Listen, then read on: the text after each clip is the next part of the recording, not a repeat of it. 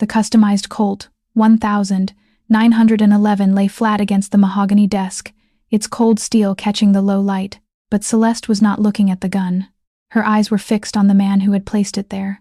Declan Gallagher, the most ruthless syndicate leader in Chicago. He stood behind the desk, his gaze locked on the trembling curve of her swollen stomach, his face unreadable, his voice deadly calm. "Tell me who the father is." The words were barely louder than a whisper, but they drained every breath from the room. Celeste Higgins had hidden the truth for 6 agonizing months. 6 months of loose dresses, 6 months of avoiding mirrors, 6 months of pretending the life growing inside her was not connected to the most dangerous man in Chicago. But time had run out. For 32 years, Celeste had survived by becoming invisible. It was the only armor the world had ever allowed her. In a city that worshipped sharp bones, tiny waists, hollow cheeks, and women fragile enough to be admired but never feared, Celeste had always been treated like too much. Too soft, too big, too easy to dismiss, undeniably, unapologetically plus size. And because people were cruel enough to overlook her, she had learned how to disappear in plain sight. But now Declan Gallagher was looking at her as if he saw everything. Her fear, her secret, her body, her silence, and the child she had spent 6 months trying to protect from him. She had broad, soft shoulders, thick thighs, and a heavy, rounded stomach that she typically draped in oversized cashmere cardigans and loose, empire waist dresses. Society had a habit of looking right through women her size, treating them as part of the background scenery. For most of her life, Celeste had resented that invisibility. But for the last 6 months, it had been her greatest weapon. She worked as the senior forensic accountant for Gallagher Logistics, a towering glass and steel corporation situated in the wealthy enclave of Chicago's River North. On paper, it was a legitimate import-export empire. In reality, it was the meticulously clean front for the Gallagher crime syndicate. Celeste knew exactly who she worked for. She saw the millions of dollars moving through shell companies in the Cayman Islands, the sudden spikes in revenue that coincided with shipments at the Port of Chicago, and the consulting fees paid out to ghost entities. But Celeste kept her head down, her practical leather Clarks silent on the marble floors, and her mouth strictly shut. Her invisibility had worked flawlessly until the night of the winter gala at the Drake Hotel. It was supposed to be a standard corporate obligation. Celeste had worn a deep burgundy velvet gown, one of the few garments she owned that actually hugged her lush curves rather than obscuring them, and found a quiet corner in the Gold Coast room to sip her ginger ale. She hadn't intended to cross paths with Declan Gallagher. Declan was a phantom to most of the employees, a terrifying specter of a man who ruled his empire with cold, calculated brutality. He was tall, built like a heavyweight boxer, with piercing pale blue eyes, and a jawline that looked like it had been carved from granite. He was typically surrounded by towering bodyguards and women poured into 6-in Christian Louboutins. But that night, Declan had been bleeding. Celeste had retreated to the darkened archival library on the 2nd floor to escape the noise, only to find the Mafia boss slumped against a leather Chesterfield sofa, gripping his ribs, blood seeping through his tailored Tom Ford tuxedo. A rival faction had attempted a quiet hit in the valet tunnel. His security had neutralized the threat, but not before a stray blade caught him. Instead of screaming, Celeste had locked the heavy oak doors. She hadn't panicked.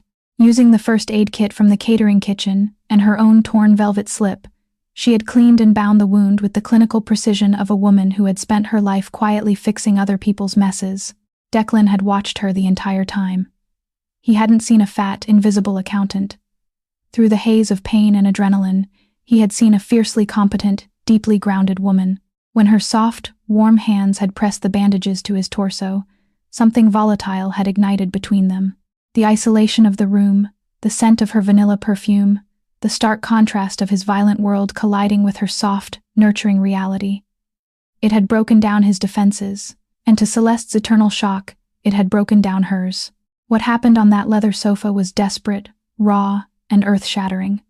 Declan had touched her with a reverence she had never experienced, his large hands mapping the heavy curves of her hips and the soft expanse of her belly, as if she were the most exquisite treasure he had ever claimed.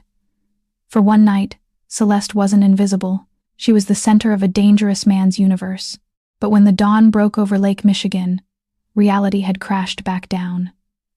Declan's security team had breached the room, sweeping him away to a private underground clinic. Celeste had smoothed her ruined dress, walked out into the freezing Chicago morning, and convinced herself it was a fever dream. Declan was a king of the underworld. She was a plus-size bookkeeper with a penchant for Excel spreadsheets. They were an anomaly, a mistake. 2 months later, the nausea had started. Celeste had sat on the cold tile of her cramped bathroom in Logan Square, staring at the 2 pink lines on the plastic stick, her heart pounding a frantic rhythm against her ribs. She was pregnant with the heir to the Gallagher syndicate. Panic had set in instantly. She knew what happened to women who got entangled with the mob. They became leverage. They became targets. And more terrifyingly, she knew what Declan would do if he found out. A man like him wouldn't let his bloodline walk away. He would take the child, and Celeste would be trapped in a gilded cage for the rest of her life. Or worse, deemed an unsuitable mother and discarded entirely. So, she hid it. Her body type played perfectly into her deception. As the baby grew, Celeste simply bought larger cardigans. When her face grew a little fuller, her coworkers assumed she was just gaining weight, a topic no one dared bring up to a fat woman out of sheer social awkwardness. She blamed her morning sickness on a lingering stomach ulcer. She scheduled her appointments at Northwestern Memorial Hospital under a false surname, paying in cash she had meticulously saved. She thought she was safe. She thought she could quietly transfer to a branch in Seattle by her 3rd trimester and disappear into the rain. She hadn't counted on the karma of the Gallagher organization coming back to bite her. And she certainly hadn't counted on Ryan Mitchell. By month 6, the physical toll of the pregnancy was becoming impossible to ignore. Celeste's ankles swelled fiercely by mid-afternoon, suffering from severe edema that made her sensible shoes feel like vice grips. The baby, a boy, the ultrasound tech had cheerfully announced, was incredibly active, constantly kicking against her ribs. Her lower back ached with a persistent grinding pain, and the heavy wool coats she wore to obscure her growing midsection in the warming spring weather were making her dizzy with heat. Celeste was exhausted, operating on a knife's edge of anxiety. She was fast-tracking her transfer, quietly packing up her apartment, and finalizing the Q2 audits. That was when she found the discrepancies in Ryan's accounts. Ryan Mitchell was a mid-level manager who handled the logistics for the Gallagher's Southside distribution hubs. He was a slick, overly cologned man who wore suits that were slightly too shiny and smiled with too many teeth. He'd always treated Celeste with a thinly veiled disgust, making passive-aggressive comments about her diet, or sighing loudly when he had to squeeze past her in the break room. Celeste had never liked him, but as she ran the numbers on the May shipments, her dislike crystallized into cold, professional dread. Ryan was skimming. He was inflating the cost of shipping containers and pocketing the difference, nearly $200,000 over 4 months. In the Gallagher organization, stealing from Declan wasn't a forcible offense. It was a fatal one. Celeste compiled the evidence on a secure flash drive, intending to drop it anonymously in the compliance lockbox. She wanted no part in the violent retribution that would undoubtedly follow. But before she could make the drop, her body betrayed her. It happened on a Tuesday. Celeste had been experiencing a bout of round ligament pain so sharp it brought tears to her eyes. She had left the office early, taking a cab directly to the maternity ward at Northwestern. She hadn't noticed the black Mercedes trailing her. Ryan had been paranoid for weeks, knowing the auditors were crawling over his quarterly reports. He had been looking for leverage, any dirt he could find on the accounting team to blackmail them into looking the other way. When he saw Celeste, the straight-laced, boring senior accountant, sneaking into the obstetrics wing, he thought he had struck gold. The next morning, Ryan cornered Celeste in the basement archives of the Gallagher building. The air down there was stale-smelling of ozone and old paper. Well, Celeste Higgins. Ryan purred, stepping out from behind a row of filing cabinets. He blocked her path to the elevator, his eyes dropping to her heavy draped torso. You've been keeping secrets. Celeste stiffened, clutching a stack of ledgers to her chest. Her heart began a frantic, terrified drumbeat.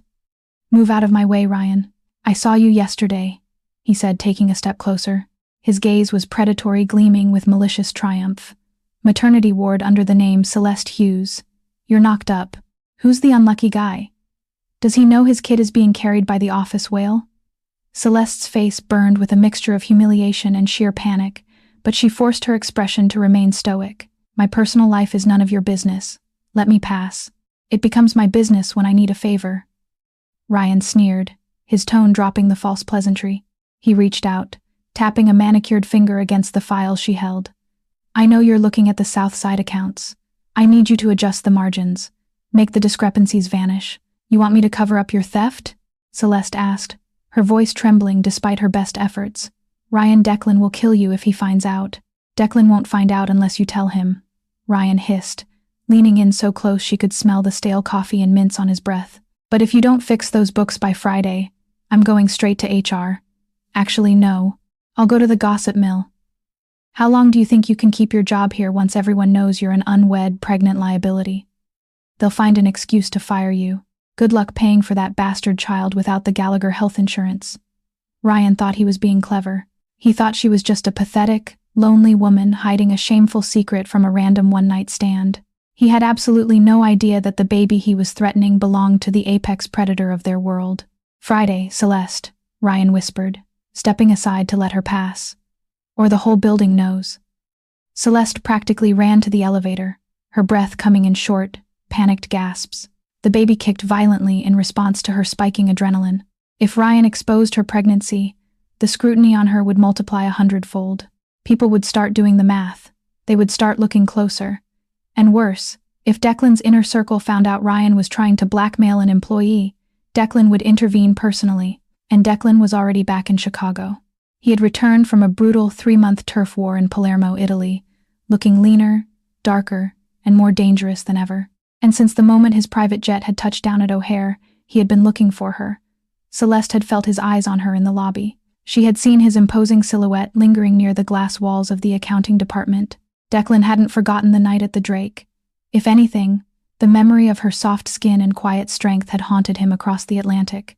He had tried to dismiss it, to bury it under the blood and violence of his daily life, but it was impossible.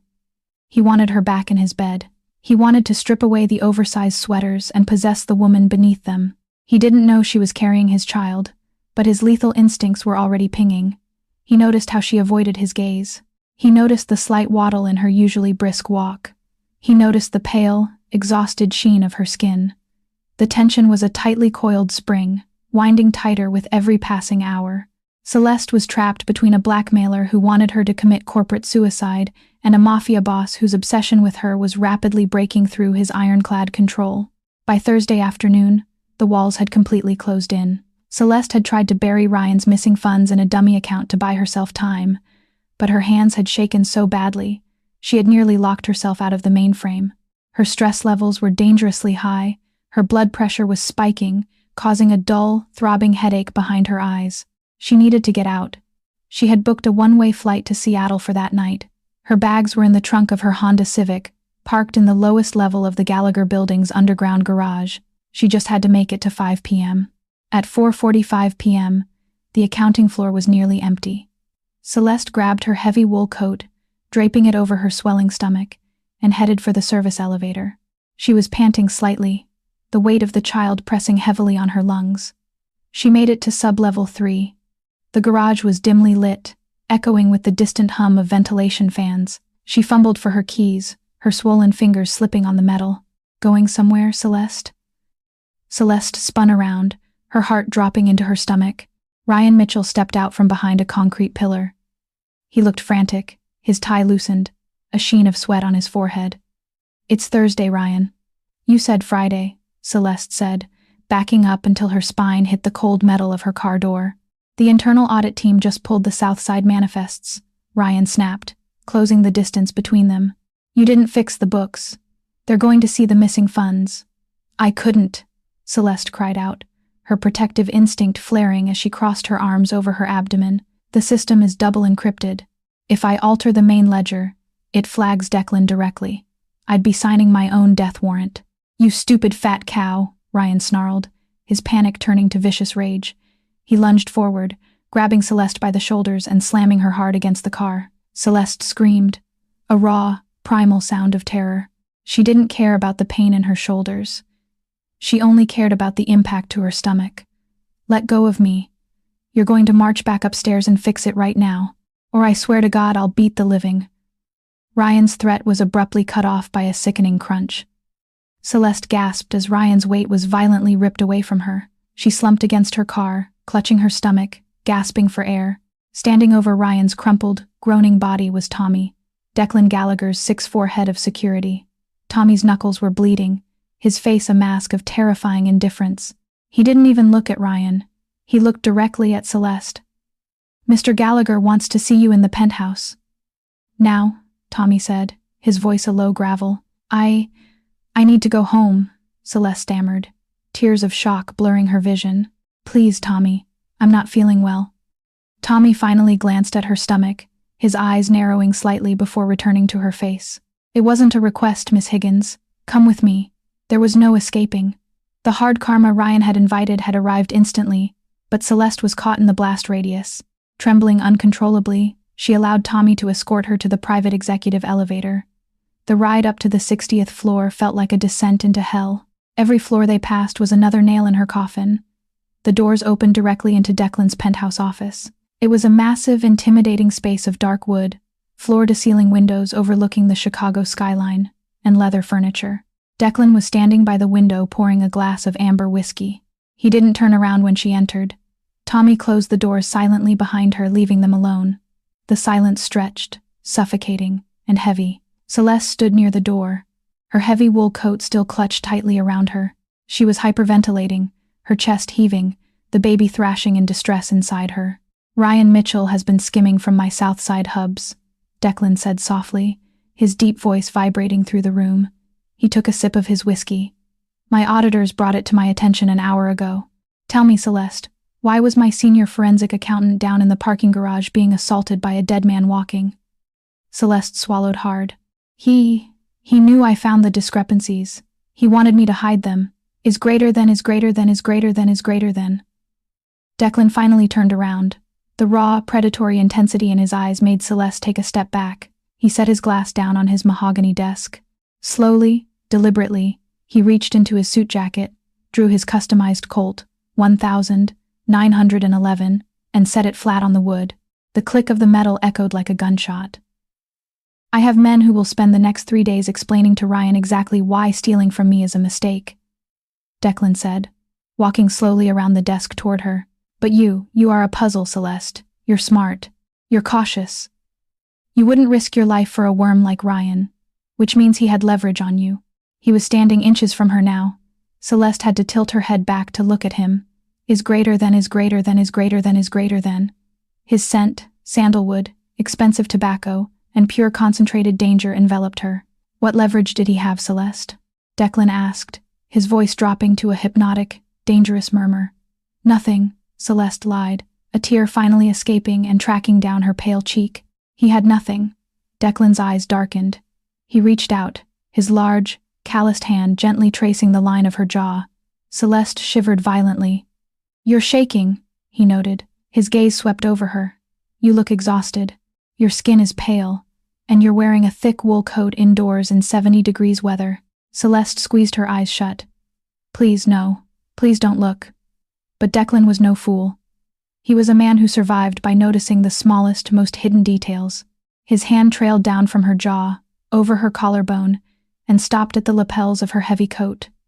With a swift, decisive movement, he pulled the coat open. Underneath, Celeste was wearing a thin maternity blouse that clung to the undeniable, perfectly round, 6-month swell of her stomach.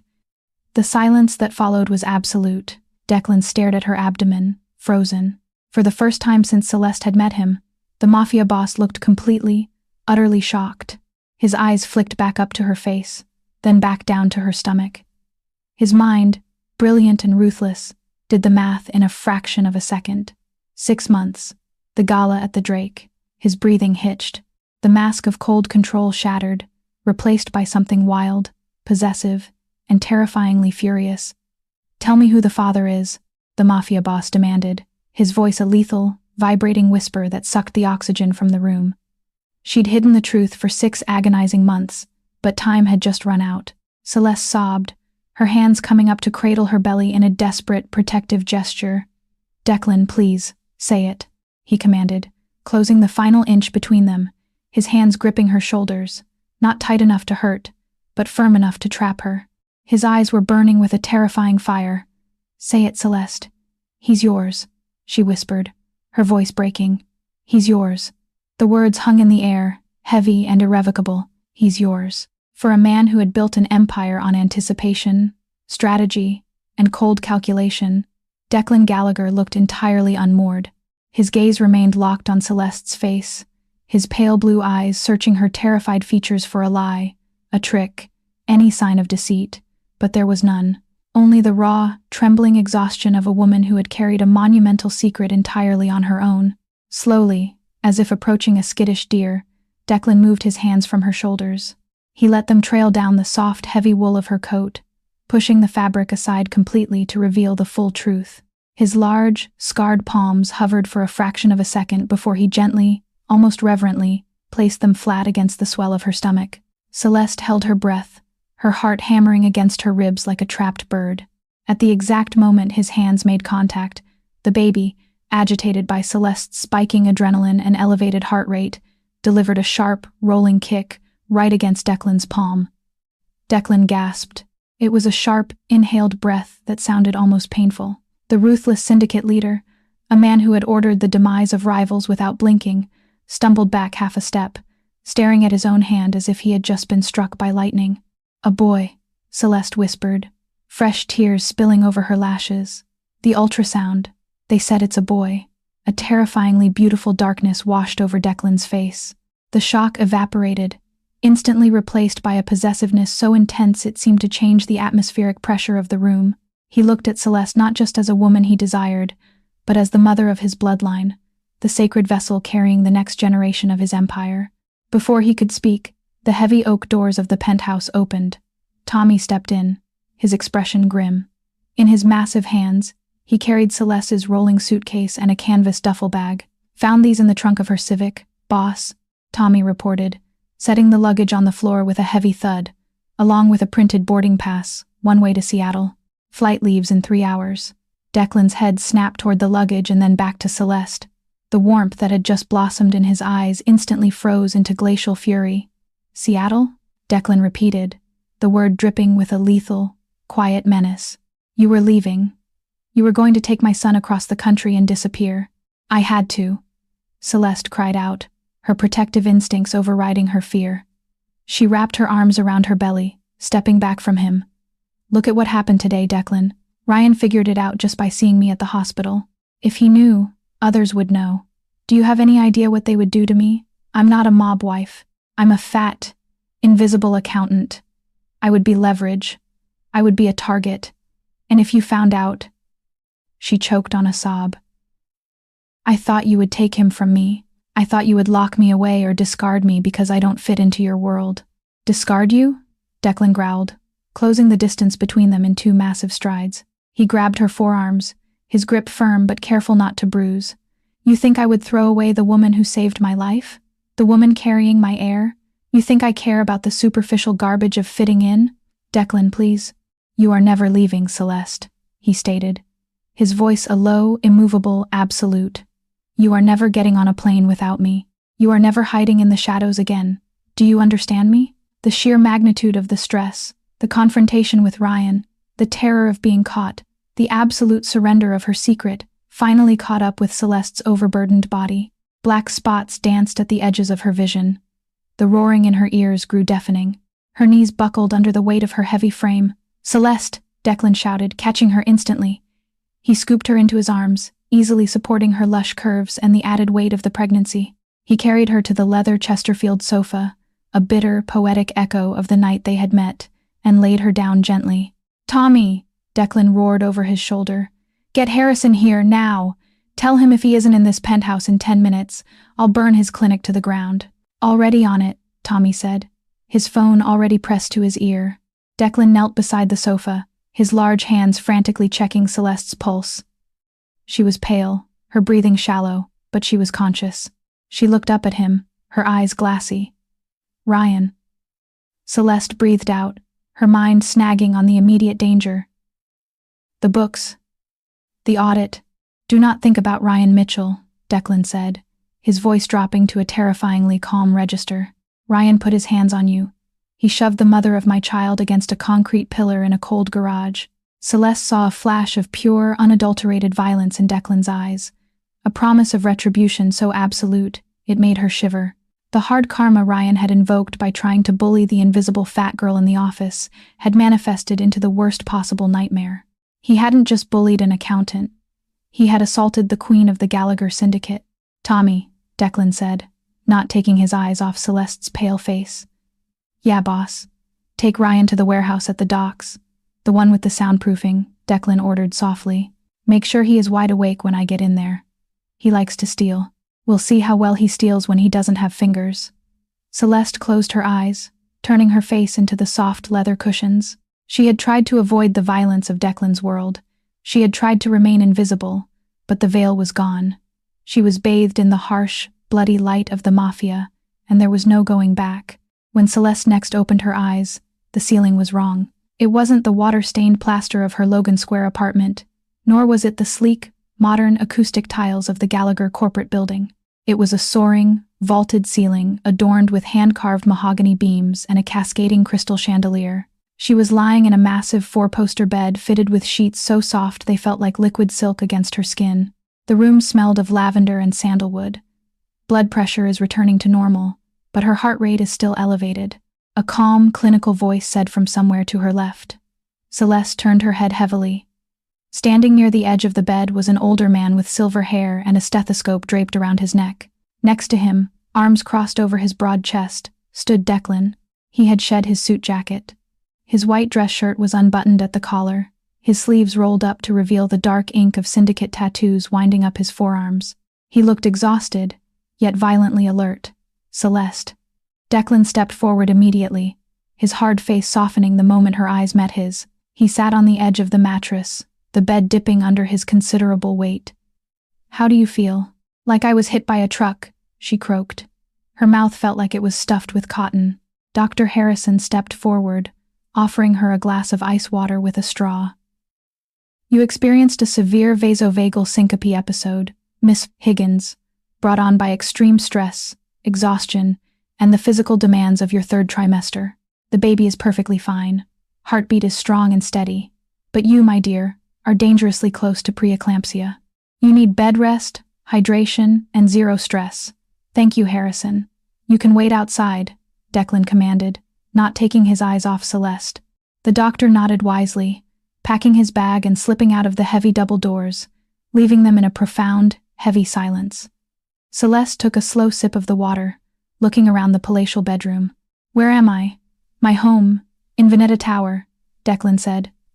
"Your apartment is being packed up by my team as we speak. Your lease is broken. You live here now. It wasn't a request." The gilded cage had locked its doors.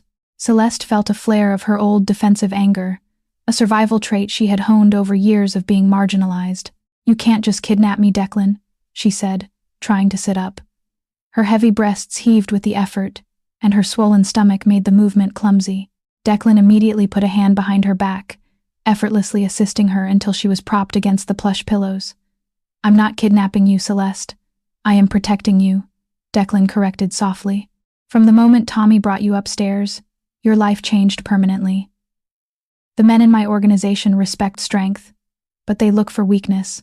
If anyone had found out you were carrying my child before I did, they would have used you to bleed me dry." Celeste looked down at her hands, twisting the edge of the silk blanket. "That's exactly why I didn't tell you. That," and she swallowed the lump in her throat. "I know how men like you operate. I know the women you usually surround yourself with. They are runway, they are flawless. I am," she gestured vaguely to her broad, soft body. "I am fat, Declan. I've been fat my whole life. People look right through me. I assumed that night at the Drake was just a trauma bond. A mistake. I thought if I told you about the baby, you'd take him and pay me off to disappear, because I'm an embarrassment." Declan's jaw clenched so hard, a muscle feathered near his ear. He moved closer, caging her between his arms as he leaned over her. "Look at me," he commanded. Celeste hesitated, then lifted her chin, meeting his fierce blue gaze. "The women you're talking about are decorations," Declan said, his voice a low rumble that vibrated in his chest. "They are status symbols, nothing more. They shatter at the first sign of blood. But you? I was bleeding out on a couch and you didn't scream. You locked the door and put me back together. You are brilliant, you are strong, and as for your body..." He moved his hand, letting his large palm slide over the heavy curve of her hip beneath the blankets, trailing up to rest possessively on the side of her waist. I have thought about the softness of your skin, the weight of your curves, every single night for the last 6 months. He confessed, his voice turning ragged with restrained desire. You are exactly the woman I want. Do not ever insult the mother of my child by calling her an embarrassment again. You are a queen, Celeste. My queen. The absolute sincerity in his eyes shattered the defensive walls Celeste had spent 32 years building. For the first time in her life, a man wasn't looking past her or settling for her. He was looking at her as if she were the only woman on earth. A tear slipped down her cheek, and Declan caught it with his thumb. Now, Declan said, his tone shifting back to business, though his hand remained gently stroking her side. We have a problem to solve. Ryan Mitchell. Celeste shivered at the name. Did you kill him? Not yet, Declan said coolly. He's in a holding cell at my docks. My auditors have been trying to untangle the mess he made in the Southside accounts, but they are terrified of making a mistake.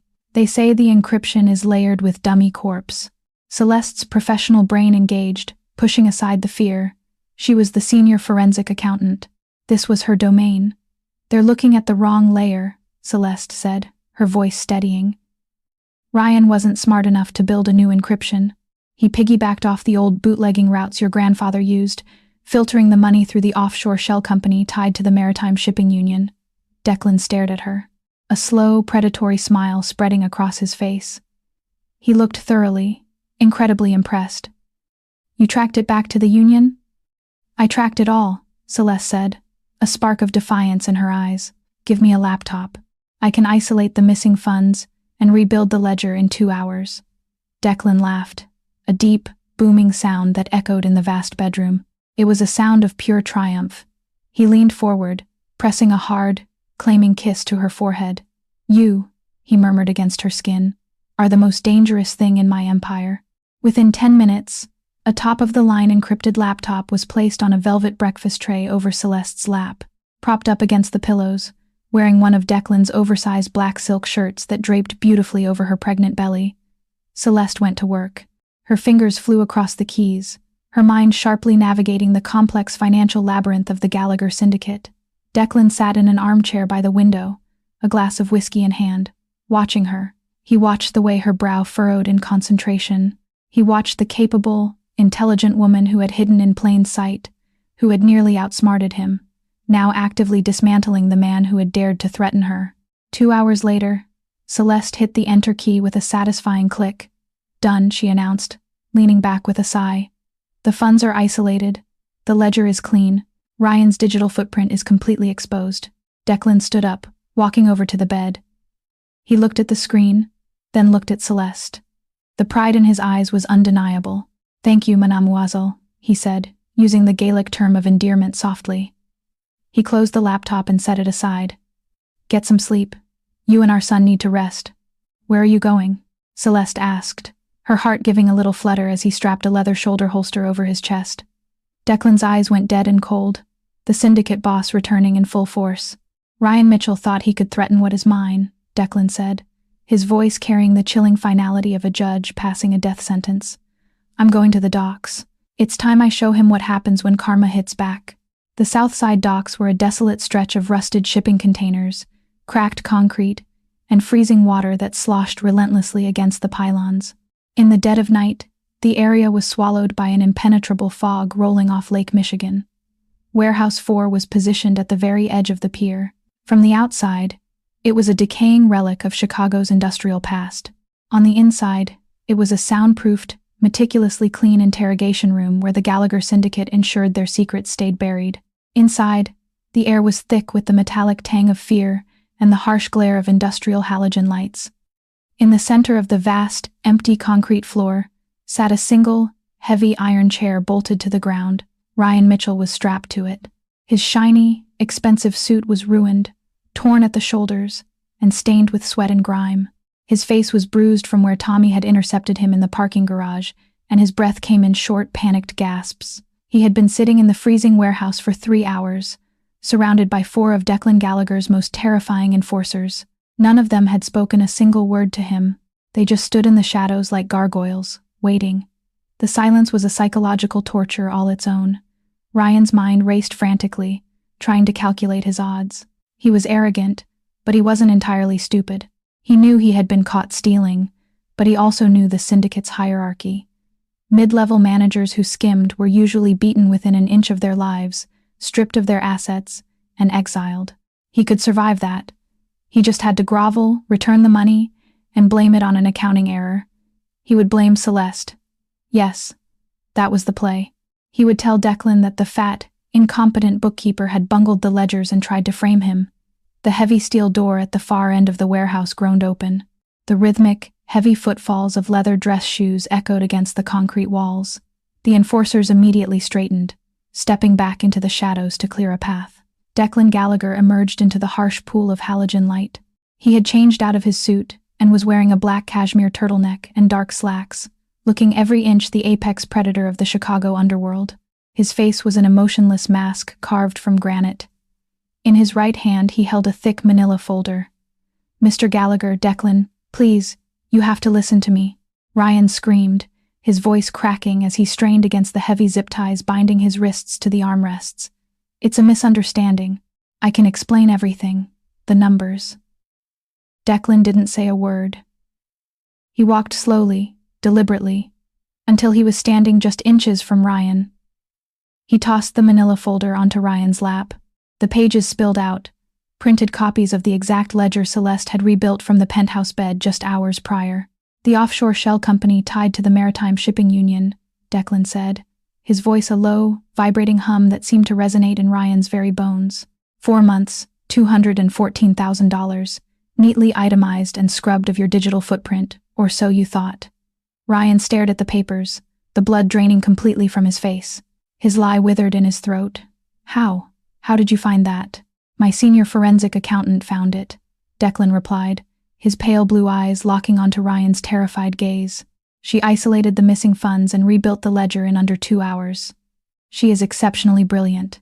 Ryan's desperation surged, overriding his common sense. "Celeste, boss, you have to believe me. She's setting me up. She's a crazy, lonely woman. I caught her trying to sneak out of the building. She's pregnant, for God's sake.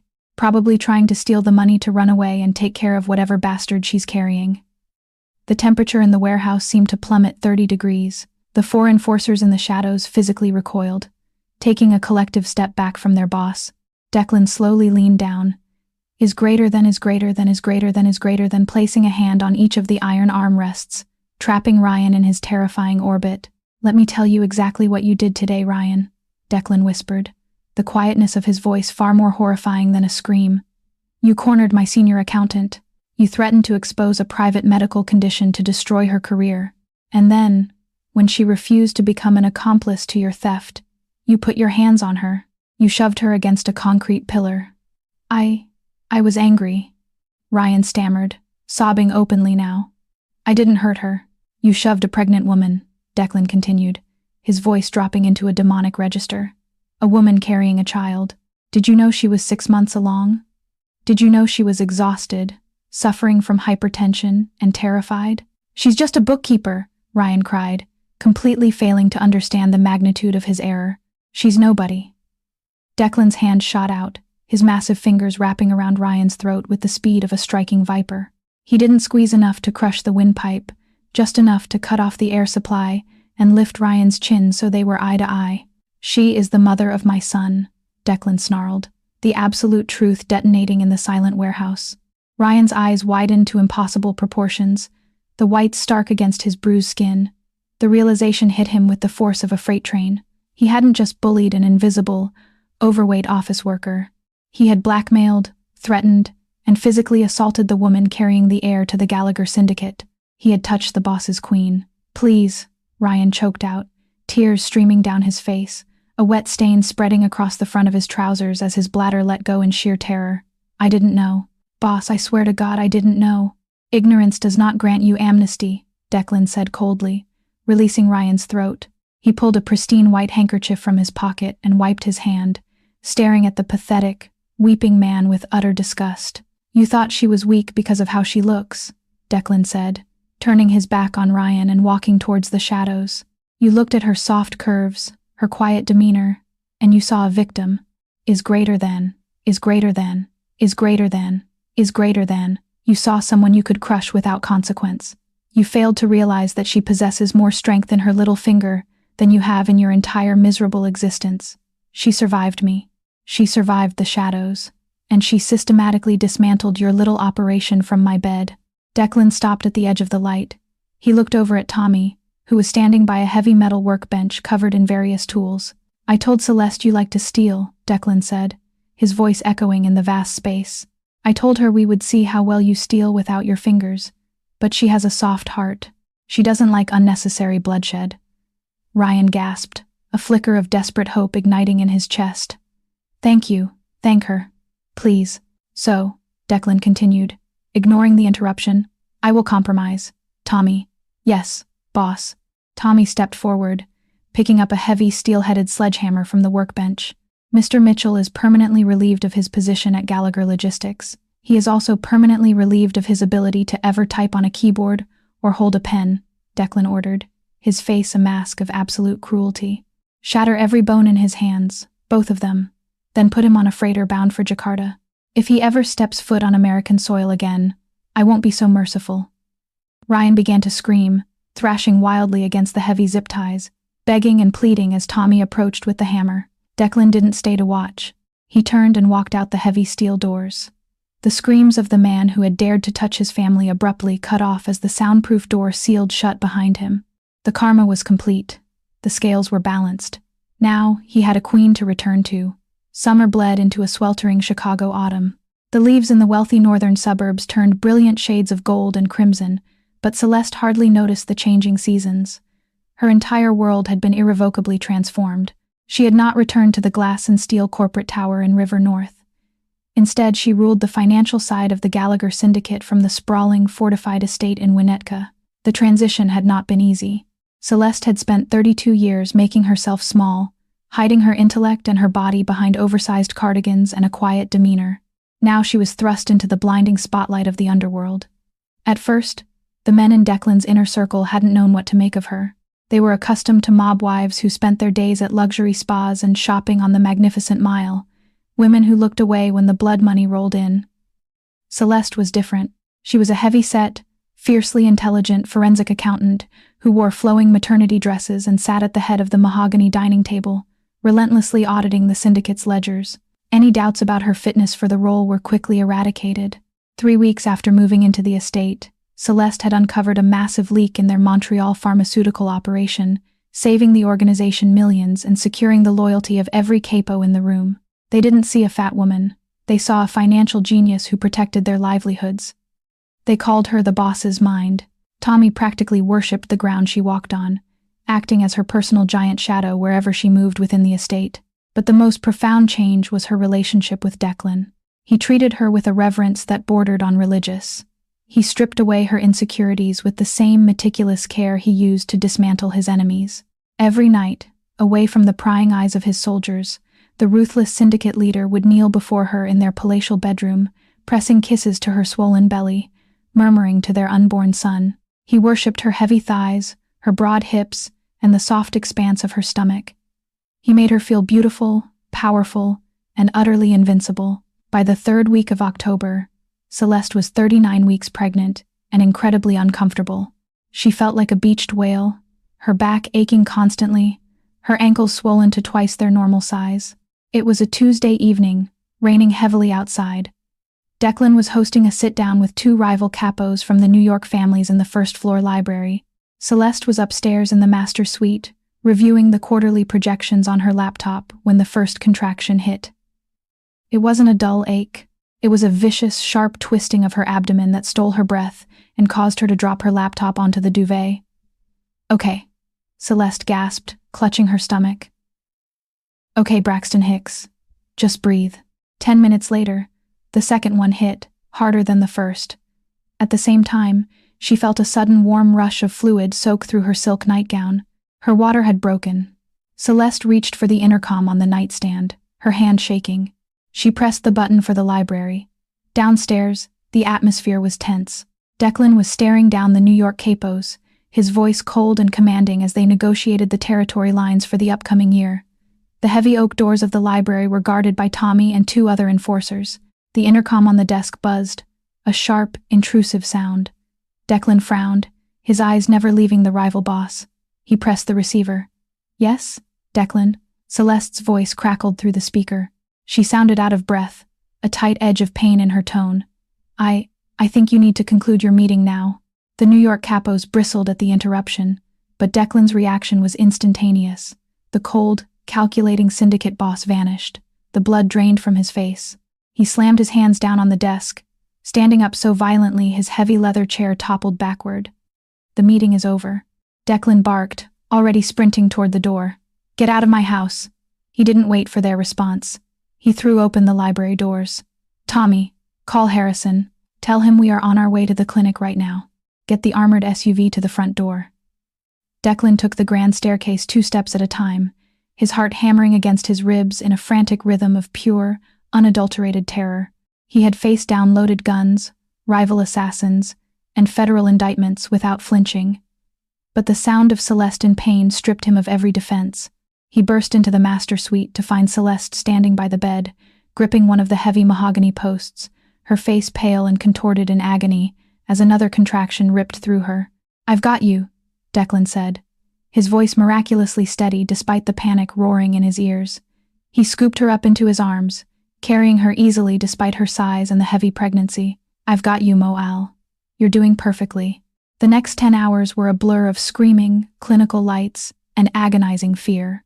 Dr. Harrison's underground maternity clinic was a fortress of medical technology, but money and power meant nothing in the chaotic face of childbirth. Celeste labored intensely. Her body, soft and heavy, proved to be an absolute powerhouse of resilience. Through it all, Declan never left her side. He held her hand, whispering fierce Gaelic promises into her ear, wiping the sweat from her brow, and anchoring her to reality when the pain threatened to pull her under. Just before dawn, the piercing, furious cry of a newborn shattered the sterile silence of the delivery room. Celeste collapsed back against the pillows, her chest heaving, tears streaming down her face. She was utterly exhausted, her hair plastered to her skull, but she had never felt more triumphant. "A boy, Doctor," Harrison announced with a warm smile, quickly cleaning the wriggling infant before wrapping him in a warm blanket. "A perfectly healthy, strong baby boy. Congratulations, Mr. Gallagher." "Miss Higgins." Declan stood frozen, his massive chest rising and falling heavily. He looked at the screaming bundle in the doctor's arms, and then looked down at Celeste. The ruthless Mafia boss, the King of Chicago, dropped to his knees beside the birthing bed. He buried his face in the crook of Celeste's neck, and for the first time in his adult life, Declan Gallagher wept. They were tears of absolute relief, of overwhelming love, and of profound gratitude. Dr. Harrison gently placed the baby onto Celeste's chest. The infant immediately quieted at the warmth of his mother's skin, his tiny fists waving in the air before settling against her breast. Celeste looked down at her son. He had a shock of dark hair, and even entirely squished and new, he had Declan's strong jawline. She felt Declan's large hand come up to rest over hers, gently encompassing the tiny body of their child. "Liam," Celeste whispered, looking at Declan. "Liam Gallagher." Declan kissed her forehead, then moved down to press a kiss to the top of his son's head. Liam, the heir to the empire. 3 months later, the winter gala at the Drake Hotel was held once again.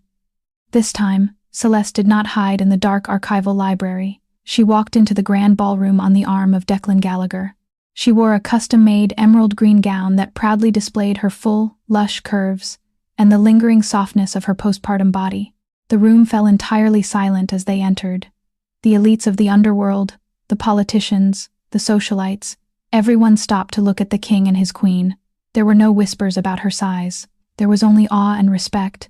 She was the woman who had saved the boss's life, the mastermind who doubled their profits, and the mother of the next generation. Declan guided her to the center of the room. He didn't care about the music or the staring crowd. He wrapped his arm around her thick waist, pulling her flesh against his chest. He looked at her with a burning, possessive pride that made Celeste's breath catch. "You used to be invisible," Declan murmured against her ear, his hand trailing down to rest on the soft curve of her hip. "Look around, Celeste. They can all see you now." Celeste smiled, resting her head against his shoulder.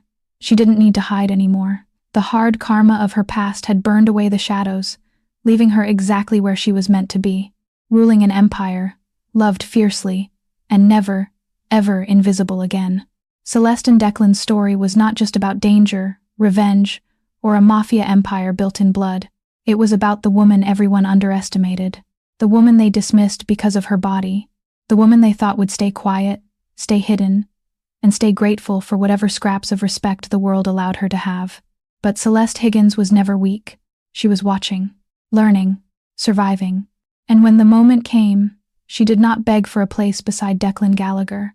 She earned it, with her mind, with her courage, with the truth she protected when everyone else would have broken. Her rise proved that real strength does not come in one shape, one size, or one polished version of beauty. True power belongs to the woman who stops apologizing for existing. And Celeste did exactly that. She stopped hiding. She stopped shrinking. And in the end, the invisible underdog became the woman no one in the Chicago syndicate dared to ignore. Not his secret, not his weakness, not his mistake. His queen. If you loved the intense twists, emotional tension, and satisfying karma in Celeste and Declan's story, hit that like button. Share this story with someone who loves a fierce, protective mafia boss and a brilliant heroine who outsmarts everyone who ever looked down on her. And don't forget to subscribe for more thrilling, dramatic, and emotionally charged mafia romance stories.